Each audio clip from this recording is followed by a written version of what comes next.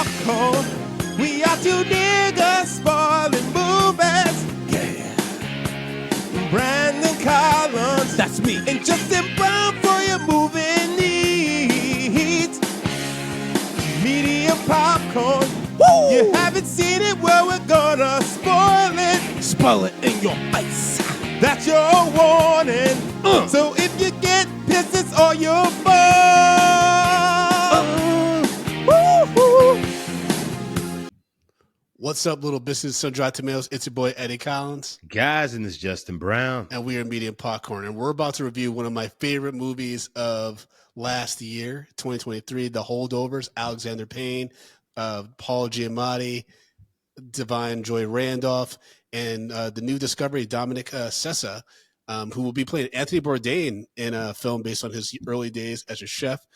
This, of course, got Divine Joy Randolph her first Oscar nomination and win. I had the pleasure of interviewing her and meeting her during her awards run. Incredibly nice woman. And Justin, she actually got this role from Dolomite Is My Name, which we both called out her performance in that movie, saying that she's someone to watch. Yep. And I was very happy to see how well her performance was received in this. But I love this movie. So I want you to talk about your impressions, things you liked about it. I want you to kind of like talk, because I can go on forever about this movie. I love rewatching this movie. I was laughing all the time and then also feeling sad in the moments where you're supposed to. So yeah. So tell me how you feel. I'll just say this. At first, I was just like, I don't know. This movie's kind of quirky and weird. I don't know. Like it almost felt a little bit too slow at first. And then once this thing took off, all in the fucking feels, man. Like it hits you. It hits you hard, but in all the right ways. For you? Huh? What scene turned it for you? God. Well, actually, you know what? It actually came a little bit earlier, like when he got the call from his parents that he wasn't going on the ski trip, and just seeing how, not the ski trip, the trip to St. Just go home, yeah, and like, how he really was just like his disappointment with that, and then he's stuck in this space where this guy just doesn't understand how, like, hey, like, it's not about you, and it's like it's about a bunch of kids who are just like don't feel connected to anything right now because they're not home for the holidays. And like seeing him like in that situation and like how he was kind of lashing out, but then when everybody else left, and then like he just really just like sunk into, like, I felt like that's when we really got to work, because some of the other kids, I felt like they were just a little bit too distracting. But like once you got Paul Giamatti and Dominic Sessa, on screen together, and obviously Divine Joy Randolph, it's just like that's when because we started getting really to the deep crux of like, hey, what's going on with these characters? Why are they feeling this way? And then them also seeing seeing their their on-screen counterparts, and just like and saying like, oh shit, this person needs help.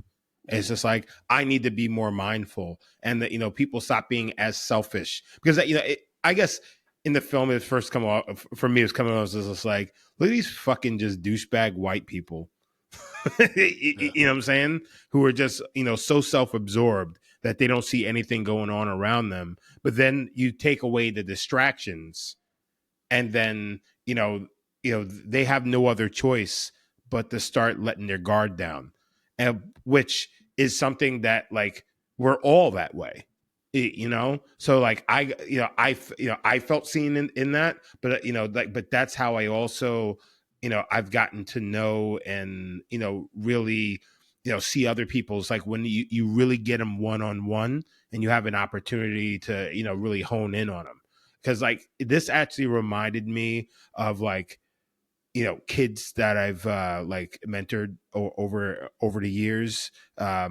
people, employees that worked under me and things like that, like seeing them being like a fucking dickhead, and you're just like, what is this guy's fucking deal? And then really spending time with them and really getting a chance to see who they really are. And you're just like, oh, that's what it really is. So like I think this movie does a good job at being, it's just like, hey, if you take the time, you'll really get an opportunity to understand what somebody's really going through, and then you get over yourself. And I think that's a great message, for Christmas or just for people in life, to just like give somebody a chance to show you who they truly are. Yeah, absolutely. I mean, I was locked in the first time I saw this movie. I saw it at a screening where director Alexander Payne actually ended up talking about the process of the movie and stuff like that. And I was locked in because of the way it looked. It reminded me of those 1970s movies like The Mm-hmm. Graduate and things like that. And I was immediately like, well, this is going to be different. This is going to be interesting because it's been a while since I've seen a movie that kind of calls back to that time. Yeah. And it's I love Paul Giamatti in this role as Yeah. Paul Hunnam. I thought that one, he is a guy with a fucked up eye. We find out later that he has this disease where he smells like fish. Yeah. He's an awkward dude. He's a hard ass as a teacher. No one likes him.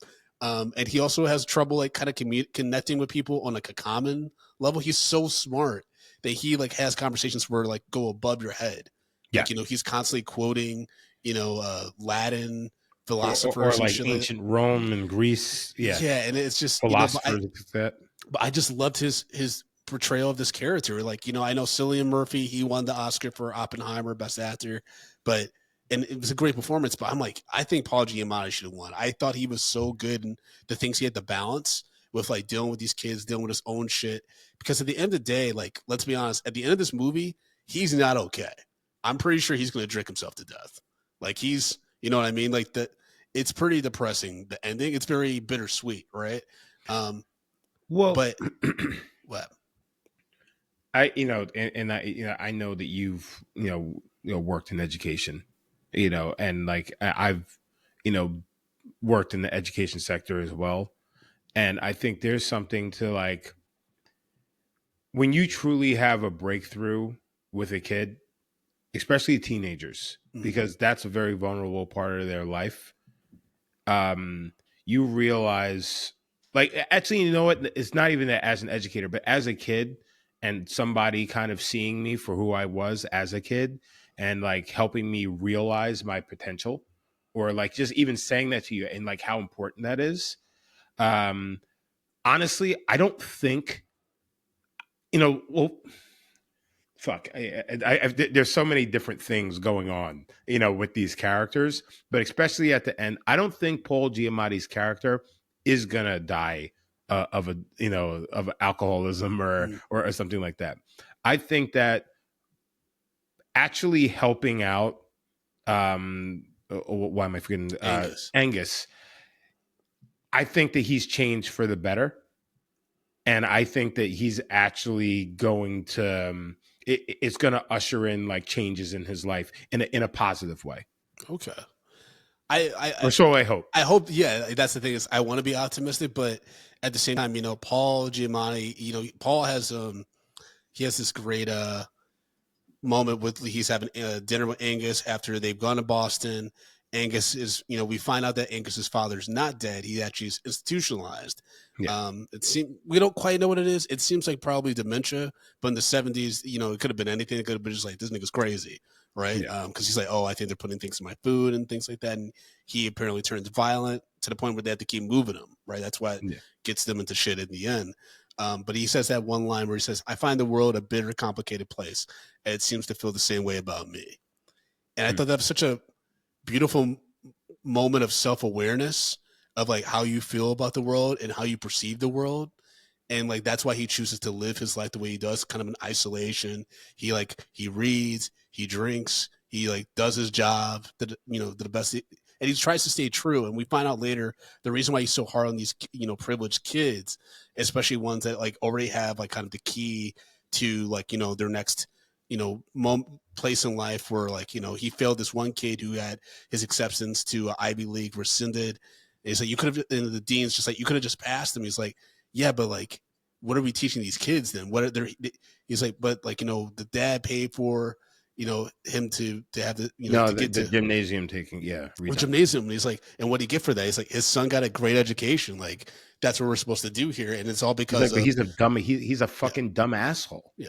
But it's all Yeah, like callback. We find out later it's probably just a little bit of bitterness from what happened to him at Harvard, where his roommate, copied his thesis, blamed it on Paul, and then Paul basically hit him with a car. He was like, it was by accident, but like, the guy got, he got injured. He also shat himself. It's like, and then I got kicked out of the school. I love when the liquor store dude was like, he handed him the bottle, was like, here you go, killer. Like there was like little moments like that. Like even Tati was laughing when we were watching it again, yeah. because it is actually really funny. It's incredibly sad at times, and I think this is one of those few movies that really strikes the right balance of dramedy. Like Mm-hmm. it fluctuates constantly between making you laugh and then making you almost cry. It's like You when know, oh sorry. good.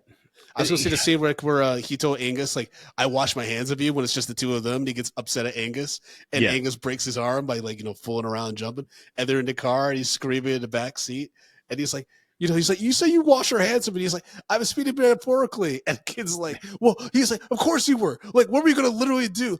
Wash your hands. Like it was great delivery. But there's a lot of heart in this movie, but also a Yeah. lot of sadness. And like a lot of and like you said earlier, like about kids being assholes, like that one kid, what's his name? The blonde douchebag, Oh yeah, yeah. Teddy or whatever. That kid Kuntz, was Teddy fucking. Kuntz.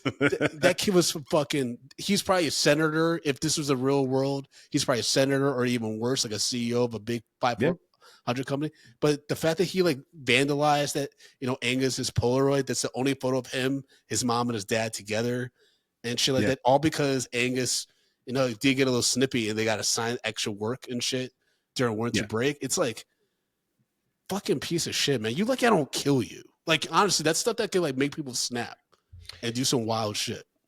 You know, and I say this, when I'm not in this dark place now, but I remember like I was in a dark place after some wild shit happened to me. So like I understand where Mr. Hunnam, Paul Giamatti's character is coming from, where you're just like, what, fuck people.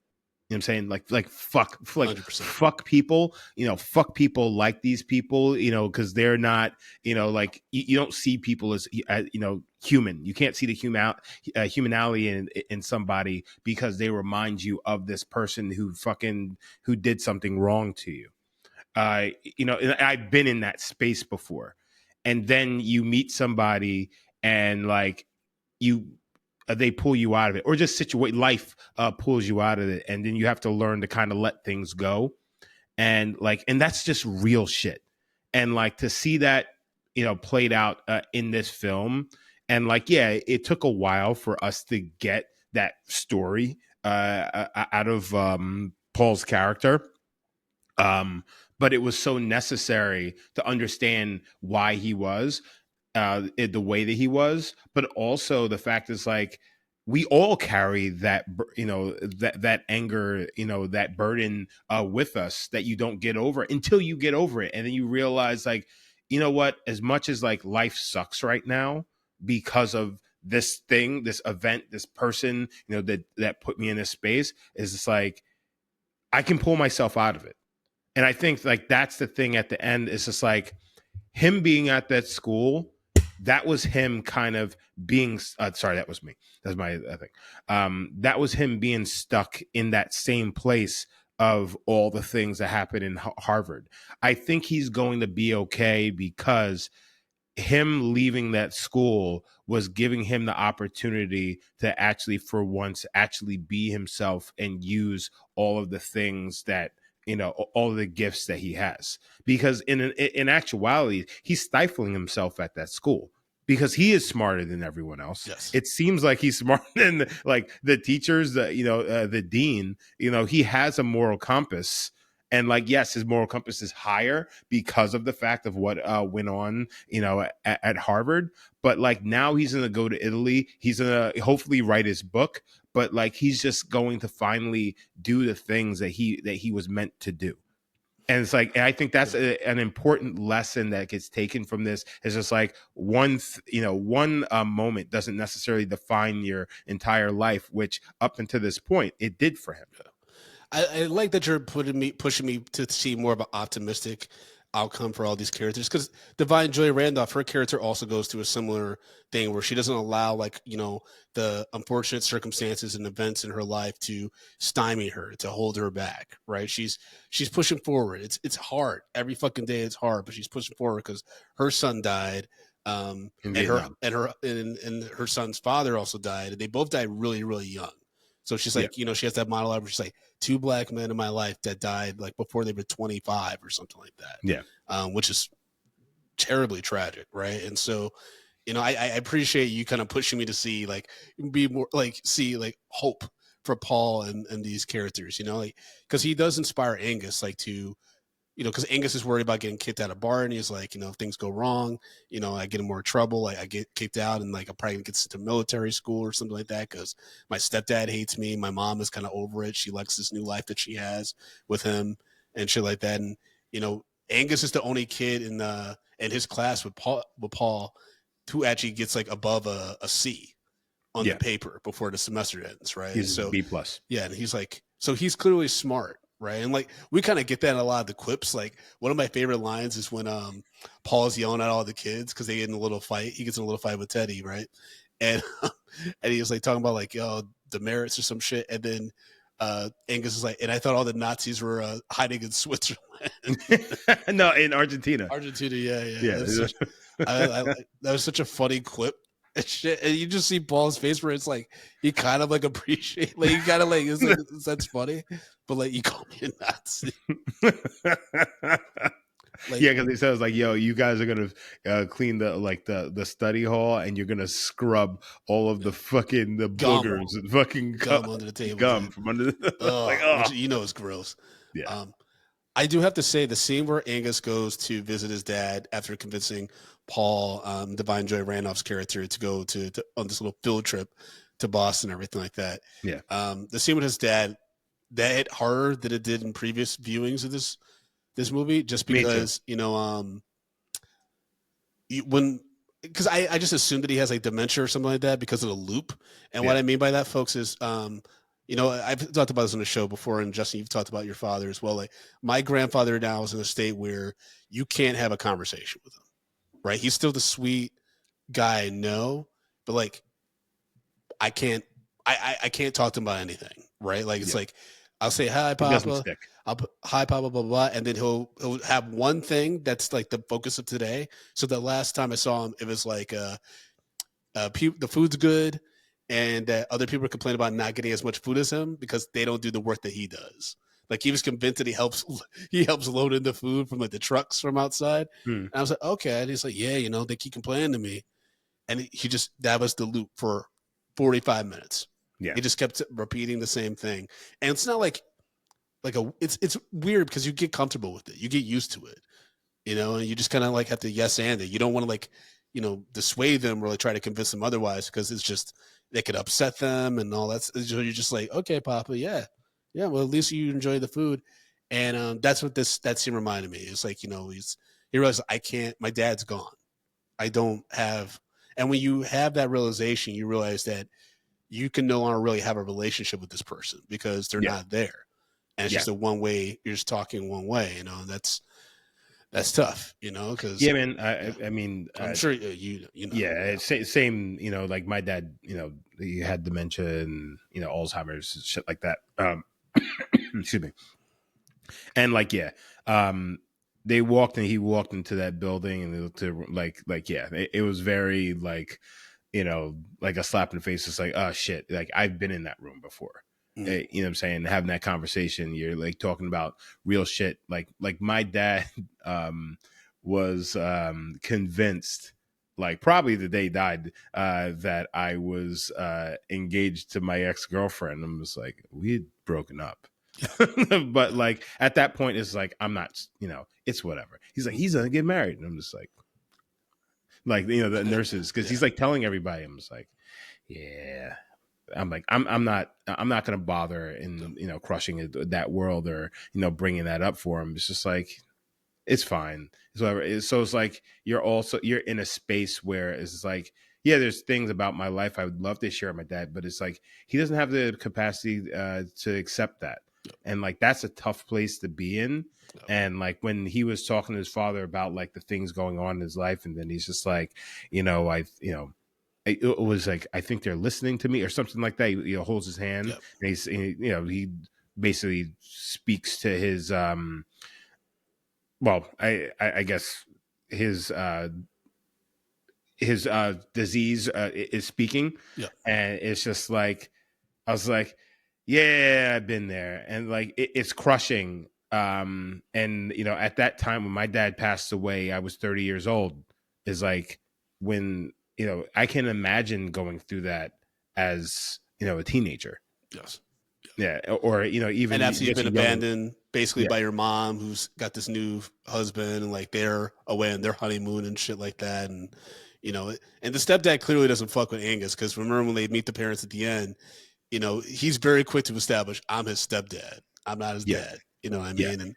And yeah, that scene hit hard, man, because you know I, I remember it was the first time I realized like I don't have a relationship with my papa anymore. It's just like I came back from LA and I was trying to tell him about, I'm like, Papa, I'm writing at Universal. Like, it's the Jurassic Park. Remember I made you take me to go see that like 3 times? yeah. And he just stared blankly at me. He was like, I don't he was like, that sounds nice.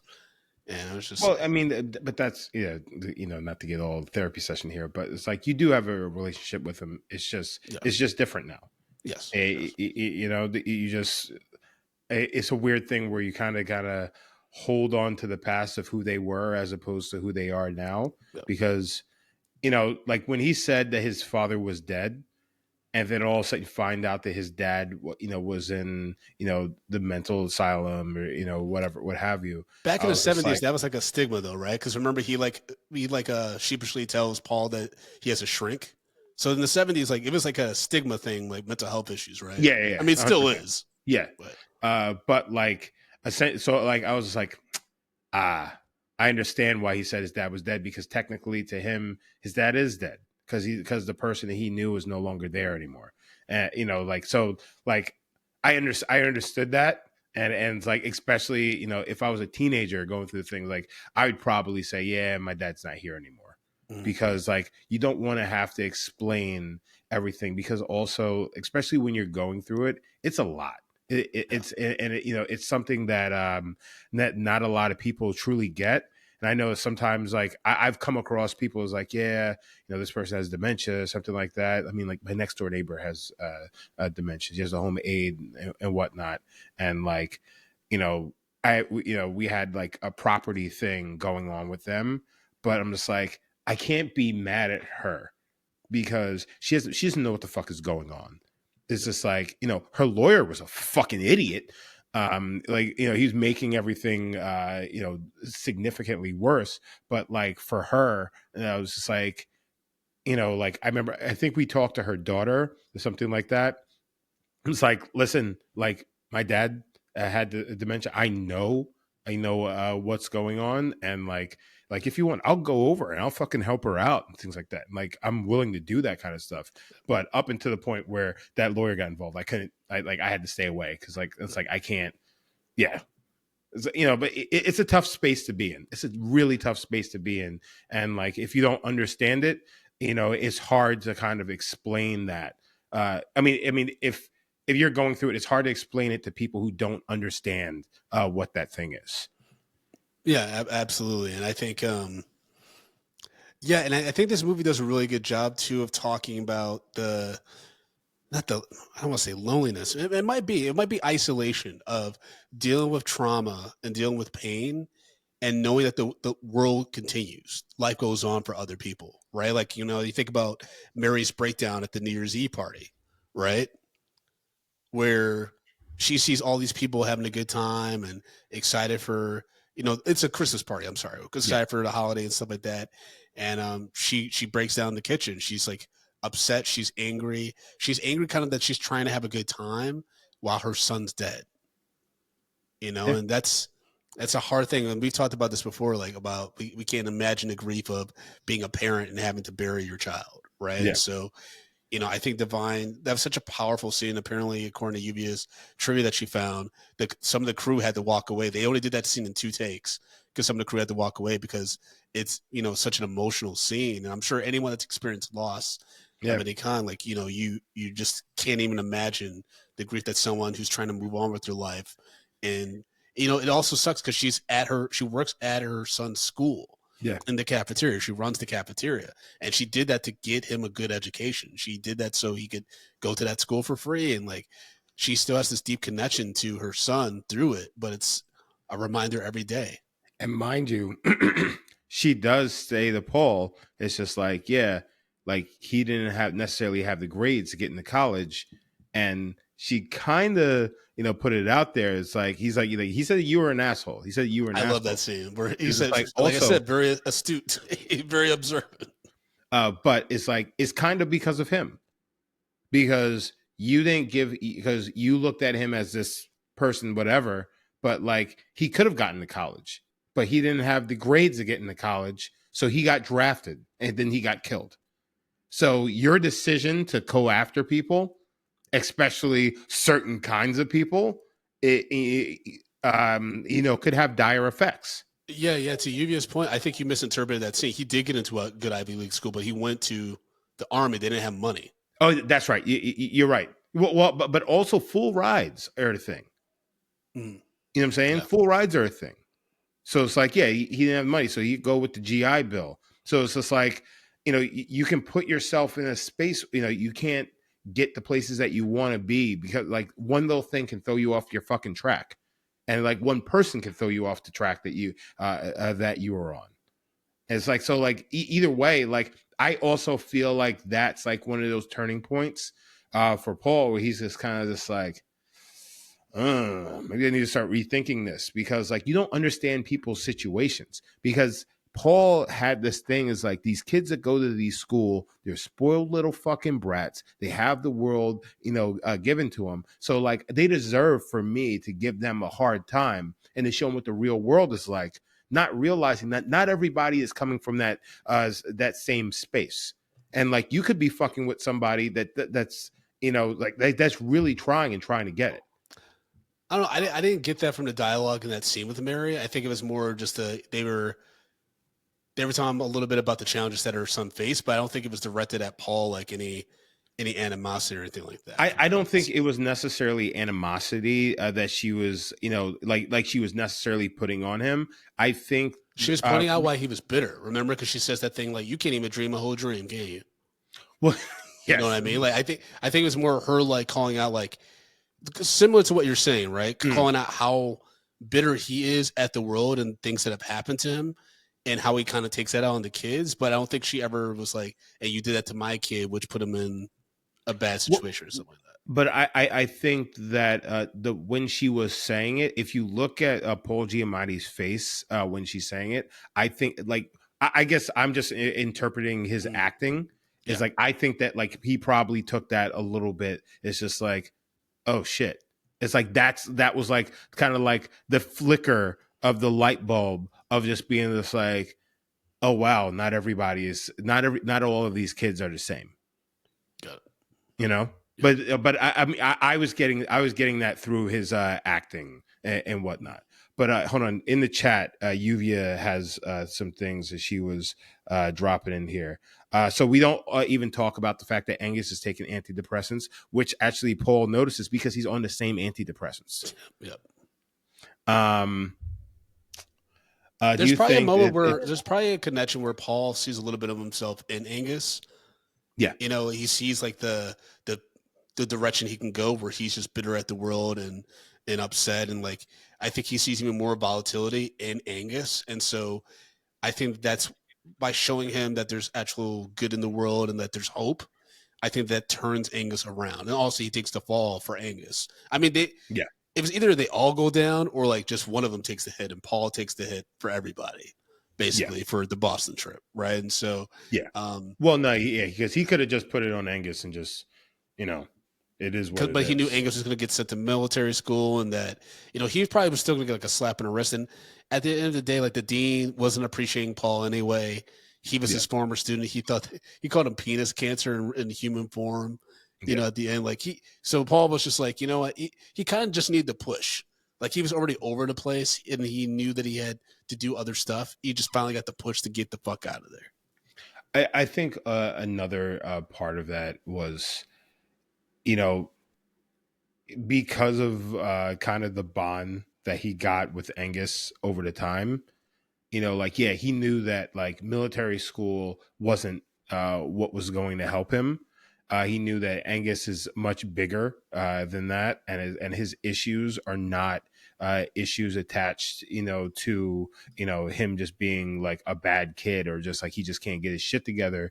It's the fact it's like it's confidence. It's the fact it's like he doesn't think highly of himself because of what happened with his dad, and it's just like, and his parents aren't, well, his mom isn't necessarily listening to him and seeing him as a person for who he is. It was just like, well, this is my opportunity. Like somebody has to tell her. And like, at some point, obviously he got through to his mom, just, with that, quick soliloquy throughout. It's just like, like, his like military school isn't informed. Like he's a really bright kid. He's a pain in the fucking ass. Yeah. Like he's all that thing, but he's fucking brilliant. Like, yeah, he's at the top of the student, but like he's a really fucking smart kid. It's like, don't derail his entire life by sending him to fucking military school. Like, what the fuck are you guys doing? You leave the kid alone. And was like, and it's all of those things. I was like, yes. Like, how do you guys not see this? But unfortunately, there are a lot of, mothers and fathers like fucking, Angus's, like the Tullys, who treat their kids, not as like their child, but as like this little piece that they get to move around. And if it doesn't fit, within their perfect, puzzle, then it's just like, well, we're going to let somebody else take care of it. And it's like, it's, I very much enjoyed that scene because I think it was so necessary. And it's like the fact is like you left your kid alone for fucking Christmas. Like what were you thinking? Like the kid, like he needed to see his dad. It was like like whoa. Yeah, that's why he keeps mentioning Boston whenever because we didn't even talk about the other kids, how they end up leaving because one of them, their dad, who was giving them a hard time because he was growing out his hair like a hippie, Yeah, or some shit, finally like flew on his private helicopter and was like, "Oh, I'll take the rest of the kids as long as we can get permission from their parents." And of course, Angus is the only one who they can't get a hold of his mom. Yeah, which sucks. That sucks so much, dude. He's like, "Please call again." And Paul's like, "There's nothing I can do." And this is back before cell phones, folks. This is the 70s. Yeah. So he's like, "I called whatever number I got, the do on the rotary phone. That's all I can do, baby." Yeah, man. I mean that, like, and that, so like he's just being left behind time after time after time, and left to his own devices. Like that's a shitty place to be. That's a shitty fucking place to be, bro. Yeah. I mean, and that's what I really enjoy about this movie. There's like such strong performances and such I love the dynamic between the three of them being stuck together at this school during the holidays and just trying to take it day by day, and just figure shit out. And it like I said, it shows that everyone kind of is going through their own thing, and you realize that the world kind of doesn't give a fuck about you. The world goes on, life goes on for people, and it's up to you to do what you can with each day you're given, right? Yeah. And Mary, when they go back to Boston, she connects with her sister who's expecting a kid, and it seemed like kind of like the sister was they were maybe estranged just because her sister was expecting a kid, and the just the trigger, how that could trigger her and stuff. And that's hard too, man. That's so hard. It's and the performances. I feel like Dominic Sessa should have been nominated. He wasn't for this performance. This is his first film. Really? Yeah, this is his first film. I mean, he's booked a bunch of shit. Like I said, he's doing an Anthony Bourdain movie. He booked a bunch of stuff after this. But talk about a great find, man. It's funny because like I remember like my brother had him and his wife had a miscarriage, and it was, and then like maybe 2 or 3 weeks later is Paula got pregnant. And like I was in this space where I didn't want to say anything to him because I didn't know how they'd react, and I didn't want to trigger them. So like I remembered I told my sister about it, and I'm just like, yeah, I'm not telling my brother, at the time, because like I just want to give them time to process the things going on in their life, and then not immediately have to jump on to it was just like, oh, Justin has a blessing while my blessing was just taken away.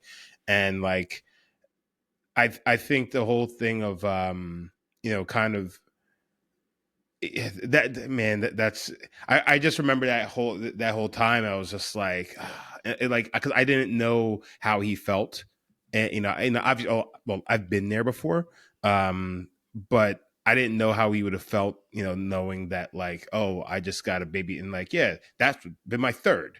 You know what I'm saying? Because I already have two blessings, and here I'm getting a third, and like his first one didn't work out. That whole thing is just I can imagine if like I had a sibling and they lost a child, Yeah. like no an adult, a teenager that they raised, like a real a loved one, like that, and then like it's like, hey, I'm bringing new life in this world as yours was taken away. Like that's just like again, this movie it gave me the feels on so many fucking levels, and especially then you place it around the holidays. All of this stuff is magnified. Everything is magnified about on the holidays. Yeah, to that point, so Alexander Payne said even though this movie takes place in the winter holidays, he doesn't want to be considered a Christmas movie. Yeah. Would you consider this a Christmas movie though? No, Okay. I think that I think that again, being around the holidays, it's magnified because that's when everyone starts, contemplating their family and all of these things, and there's such a big everyone zeroes in on family and all that kind of stuff. But like I think like this is something that people are going through all the time. But again, just putting it during the holidays just makes it 10 times worse. I And love like that. I guess that also adds a little bit of the dark comedy into it. It's just like, of course, now here we go. I love the scene where they're at the bowling alley and there's a Santa Claus talking to a bartender, and Paul Giamatti talks about the real like origin of like the Santa Claus character and Yeah. how like his outfit's completely off base, and then he quotes more fucking Latin, Hmm. and then he just puts his pipe in after he says it, like all self satisfied, and they just stare blankly at him, and I love that because that's one of the you know. I don't know if you know anyone like that's like very intelligent and that can't quite connect with people on like on a casual level, but Hmm. you don't want them to change, right? Because like that's genuinely who he is, Yeah. right? He's this weird dude with a lazy eye. He smells weird, and he's incredibly smart. And he just throws out quotes and shit. And I was just like, I just love this character because I'm like, he's himself, but he also like he's self-aware enough to know like I have to do the things that give me a smile on my face because no one else is going to bring a smile to my face. Yeah. You know what I mean? So I that's why I was like, let him have that moment. Like they're not laughing. They're like fucking like this guy's a fucking loony from the loony bin or whatever. Well, I mean, but Brandon, I think I mean that's we insane what he says. we I mean we all have those moments. Yes. We all have those moments when you throw out something that you're truly passionate about. And like, yeah, maybe other people don't give a fuck, but you're just like, I don't give a fuck. This is for me. Yeah. This is for me. I know something, and y'all are about to fucking find out. And I know I do it because sometimes I see you've given me those looks. It was just Oh like, yeah, we all like you said, we all have done it. I mean, a friend of the show, Tommy, I can't tell you how many fucking times I hang out with this guy and he throws out wrestling references and it's yeah. just like a fucking like he's Superman doing a pose. And I'm like, nigga, I don't know what you're talking about. It's insane. And you with your fucking Harry Potter shit, your magic nigga shit. And like, yeah, I'm like, okay, all right. Matching nigga shit. Man, I was the only child raised by a single mother, and I didn't have many friends. Magic was the only thing that got me through. Nigga, I was not the only child, but I was in a house full of a bunch of wild niggas. So all I used to do, we used to fight each other, aka my love for the Ninja Turtles, brothers fighting along in tandem. But you would fight each other, not like other people. Sometimes other people too. Or that's a gang. That's not Ninja Yes, Turtles. yeah, I grew up in a not so good neighborhood, man. Hey, don't fuck with the Browns. Yeah, because then 8 of them niggas come out of the house. You don't want it. You don't want it. And they all different colors and shades. You probably had such a confusing household. Oh yeah, motherfuckers didn't know what the fuck was going on. And then the kid's there and he's no longer there. And there's a new nigga that popped up. They're just like, yo, what are they doing in this house? It's like it's a portal and just niggas just come in and out of it. There's boys, there's girls, there's no boys, there's a bunch of girls. What's going on in this house? There's a few mainstays. Lluvia in the chat's asking, did anyone else want Mary to end up with Danny, who's the janitor? I feel like he would have had a chance if she wasn't grieving. I mean, he was shooting his shot a bunch of times. I mean, I think he does. Probably. I think he just, he has to keep the same approach, low and slow. Just that's the way to keep going. I love that when he showed up and he was like, I was in the gym and I know someone had vomited. And they both like, Angus and Paul like, oh, I wonder what that's about. He's like, just leaves the bucket. Yeah. Like nasty motherfuckers. Actually, actually the line that he gave her, I was just like, oh, I'm gonna have to use that on Polo one of these days. When he gives her the gift, she's like, I didn't get you anything. He's like, you give me that pretty smile. That's all I needed. He gave me the gift, that pretty smile. It's like, nice. You gotta deliver that just right though, because that can come out real creepy.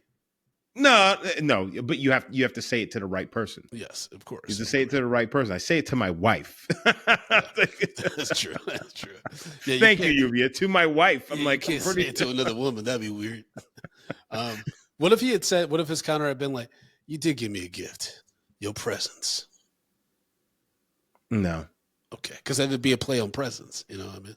No, that wouldn't work. All right. She would have been like, nigga, what are you doing?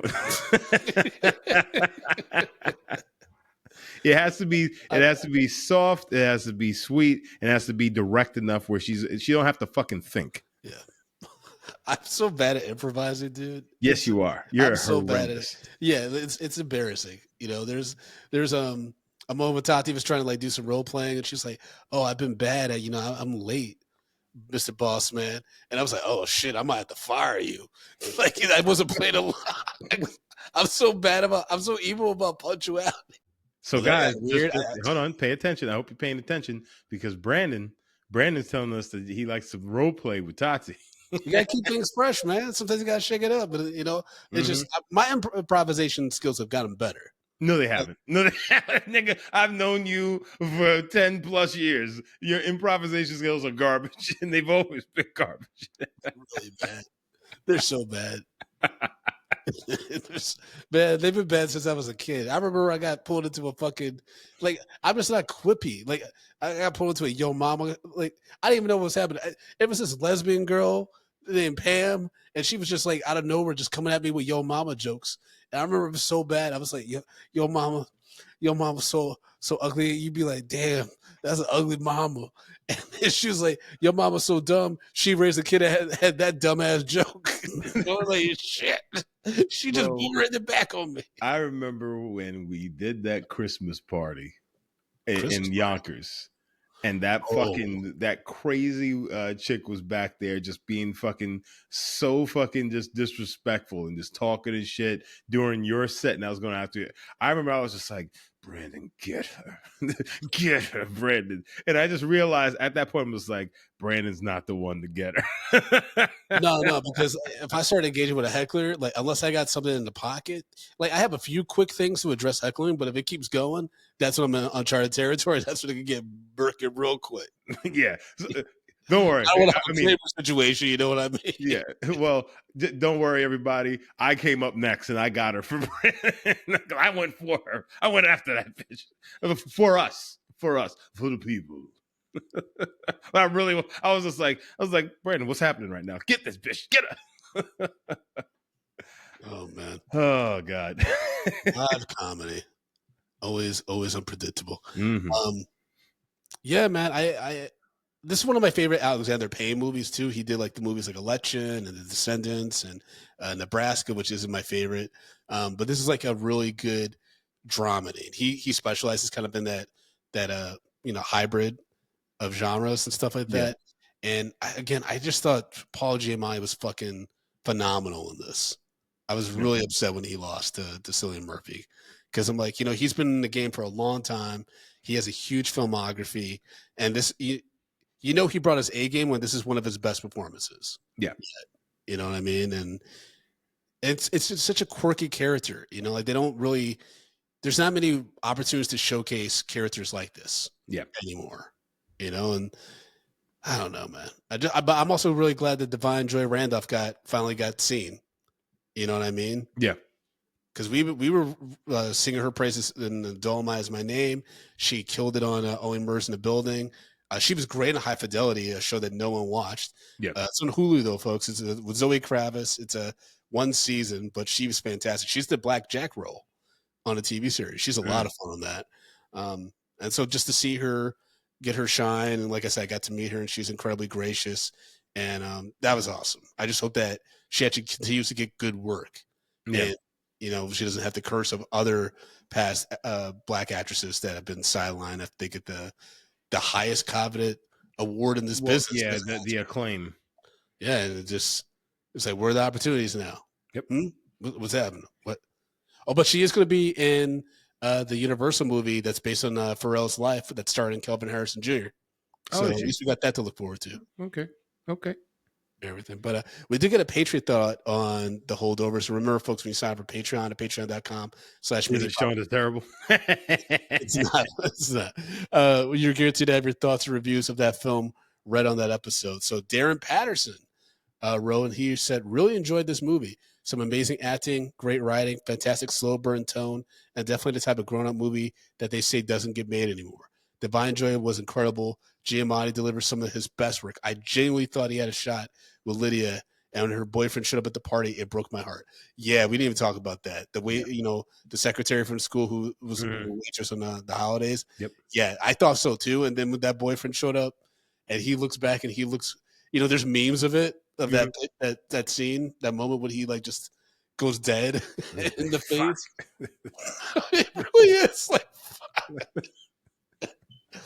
oh God! It's like when you're at a school dance and you think the girl, you know what it is? It was that moment at school dances where like this happened to me one time. I learned this one girl was broken up with her boyfriend. Like I had a huge crush on her, and then you go to the school dance. You're like, man, I'm gonna ask her to dance. This is gonna be the moment. This is my moment. I'm like Eminem. I gotta fucking take the moment and show it. And then you trying to walk across the cafeteria to her, and then guess what? The X shop shows up, and they embrace and they go dance. And you're like, well, there goes that dream. That's what that was.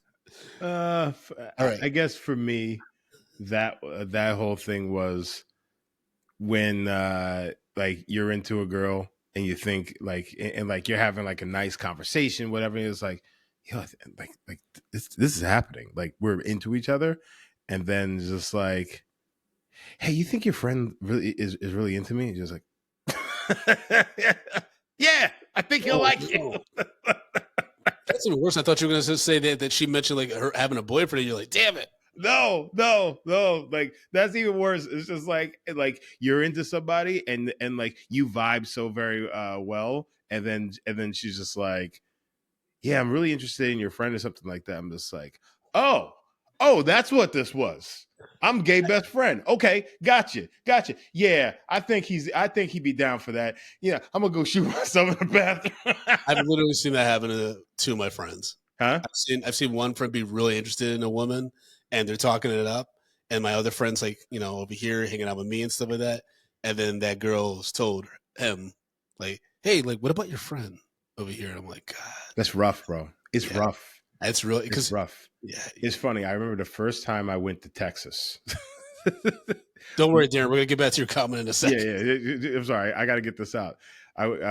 First time I went to Texas, I was in Dallas, Fort Worth area, in this place called Billy Bob's. And we go to this place. It's like a bull riding on one end, and then they have like a whole bar, live performance, dance floors, things like that. And like it sounds like a joke. It's like me, an Asian guy, and two white guys walking in this place. And like these girls kept on coming up to me and being just like, hey, will your friend come and dance with me? And I'm just like, who the fuck am I, his goddamn lawyer? Why don't you fucking ask him?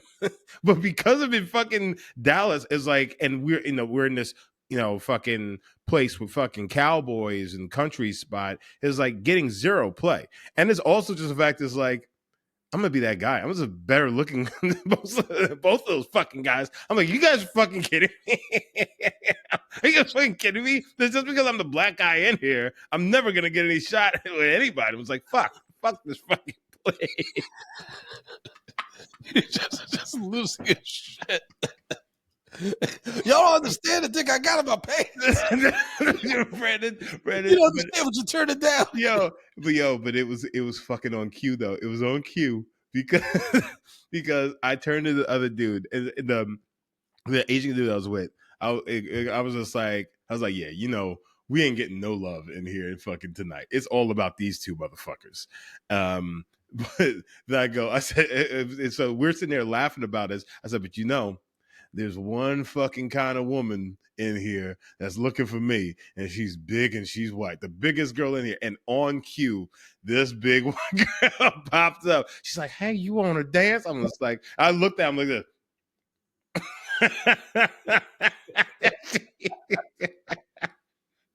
I say, here we go. Everything's bigger in Texas.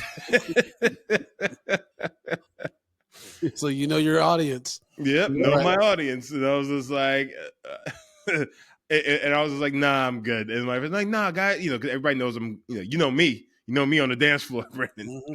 You know me. Everybody's just like, no, go out there and dance. I was just like, all right, let's go dance. I was just like, might as well do something on here. As I dance with her, and she told me about, I'm on a date. I'm on a fucking date, and I don't like the guy that my friend brought for me. I'm just like, wait, what? I'm just like, I'm in this country bar, and then this girl who's on a date with somebody else decides to find the one fucking black dude who does not fit in this place and wants to go and dance with him. I'm like, bitch, you trying to get me killed by all these fucking country bumpkins? What the fuck is wrong with you? And for you, I'm dying for you. Some white dude in overalls and a handlebar mustache is bug you across the bar while you dancing. Hey, honky tonkin, walking. I'm doing the Cupid shuffle, but it actually wasn't that case. It was actually two very, very tiny Mexican men. Like they could have, one guy could have stood on the other guy's shoulders and punched me right in the face. I was like, whoo. But still at the same time, it was like, all right, it's time for me to go because like I don't want to have problems in here. So to circle back to Darren Patterson's page. There you go. Let's go back to Darren. He also said, and the fact that this is Dominic Sessa's first film is a shock because my man gave a great performance. Yeah. It sucks that this movie got slept on and shuffled off to digital so quickly because it definitely deserved a longer stay in the theaters. Large popcorn. So there you go, folks. And now let's break down our rating system so we can give our own ratings to this movie. All right, so guys, you know how we do this. We rate movies bags of popcorn, small, medium, large, and the XL for the exceptional. If a film doesn't deserve any hot, buttery popcorn, we throw it into the stale popcorn pile. We pile piles and piles of stale popcorn on top of it. So, Brandon, we sat down and watched the 2023 dramatic comedy, The Holdovers. I didn't want to say Christmas comedy. That's, but starring Paul Giamatti, Divine Joy Randolph, and Dominic Sessa. What say you, sir? Yeah, this gets an XL. This is one of my favorite movies of the past few years. I love this movie. I love the script. I love the performances, and it just has so many memorable lines. There's very few movies that I actually quote, and the line about I find the world a cold, bitter place and seems to feel the same way about me. I think that's such a powerful line. It's very sad, but at the same time, it's like, but it's also real shit. It's real shit, man. It's because if you know if you actually are accurate how the world looks at you, then you can almost be you can be unstoppable, right? Mm-hmm. It's just that Paul Giamatti allowed that to kind of make him stagnant and feel like he doesn't deserve happiness. He doesn't deserve to be able to move forward and do the things he wants to do. And then kind of you inspire me, Justin. This is a happy ending. I'm gonna go now the route that this has a happy ending, a aspiring ending, versus it being kind of sad, right? And so that makes it even better for me because before I'm just like, man, it's a very sad, bittersweet ending, and now you're like, no, like I think Paul's story has hope in it. And I'm like, now I mean, I love this movie even more now, like with that perspective. So XL for me. Justin, what's your rating? You know why, Brandon? I make sure that for me there's a happy ending because I've been in Paul Giamatti's shoes before, or like not necessarily exactly, but I like mean, you do sometimes smell like fish. yeah, okay. No, like I've bad things have happened, and like I find like couldn't let go of it, but then like trying to push past that, and it's like, and you have to see the light at the other end of the tunnel, and it's like it's up to you how long you stay in that tunnel before you see that light. You know what I'm saying? So it's like I was saying before, like you're the captain of your own ship. You can actually change your life. But regardless, I'm gonna give this an XL as well. Like I didn't know I didn't know anything about this film. I went in completely blind. Like that's just how I like to do the most of the films that we watch. And I gotta say, like I wasn't expecting this. And I was happily surprised everything that I got from it, and just like the way it made me feel. And I think that the performances were amazing. The script was pretty tight, and it's just we don't much to what Darren said, we don't get films like this that often, and this one is definitely one I very much appreciate. So XL. There you go, folks. That's a review on the Holdovers. Hope you all enjoyed this episode. As always, you can follow us at BDMP Podcast on all social media platforms. You can follow me at Frodo_Blackens on Instagram and Threads, or just Frodo Blackens on Blue Sky. Be sure to go to youtube.com/Medium Popcorn. Push that subscribe button so you get alert about all future reviews and celebrity interviews. And just how can people support the show financially, as well as follow you on social media, my brother? Well, guys, you can follow me at J Brown Did It on all the social media platforms, but you guys can support this show over at Patreon, patreon.com/medium popcorn. We have $2, $5, $10, and $15 packages. Our entire backlog goes onto Patreon. We have so many bonus episodes and just bonus content on there. If you love this show, Patreon's where it's at. So please join Patreon and let Idris say your name, baby. Let Idris say your name. So again, that's patreon.com/medium popcorn. When no one is around you, say, baby, I love you. You ain't running game. Say my name, say my name. All right, y'all. We hold you. We love you. We spin you around and we say, oh, girl, you mighty fine, but you smell like fish all the time. What's going on? And then you tell me the secret that you have a disease that makes your enzymes not break down right. So you give up an odor. And I'm like, that's okay, baby. I'm just going to roll down this window. But you say, but When we you just say dancing. that you put a woman into it that she smells like fish, you're you making it sound like her pussy's nasty. Hey, Justin, this is my story.